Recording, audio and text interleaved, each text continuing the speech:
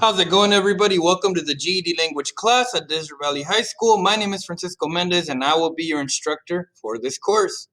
So today we are going to look into reading the article and taking the information we need for writing our essay.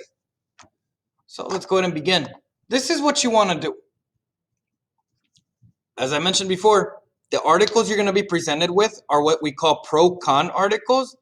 You're in favor or you are against whatever they're talking about. So in this situation, we are looking at an article that has to do with homework. Is homework beneficial? So we are going to go ahead and start reading the pro side. And as we're reading, we are looking for data we could use to write our essay. So what we're looking at specifically is 3 strong points that we could use to defend a position. So maybe we'll find them in the pro, maybe we'll find them in the con. You always want to go with the strongest side on the article. Not the one you like the most, not the one that lines up with your beliefs. You want the one that is strongest. Because in the long run, it'll be a lot easier to defend and it'll just make your life easier. But most importantly, it'll save you time. That way you can finish the essay quicker and have some time left over at the end to go back and just make it better, proofread. Because that's where the money's at. So anyway, let's get reading. So what you want to do is you want to start reading it. You want to skim through. But the minute you start finding data that you could use, highlight it. GED language does allow you to highlight, and that is vital. That is vital because the information you find will stay highlighted. That way when you go back, let's see you're already deep in there. Where was it? Oh, yeah, there it is. That way you don't have to reread. So you start reading.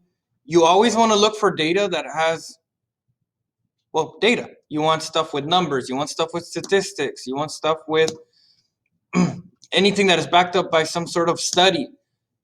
All of that counts because let's take that first sentence, for example. Studies show that homework improves student achievement in terms of improved grades, test results, and the likelihood to attend college. That one's okay.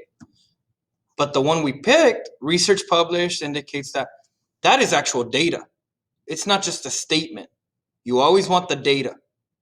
Keep the statements there, but you want to use the data.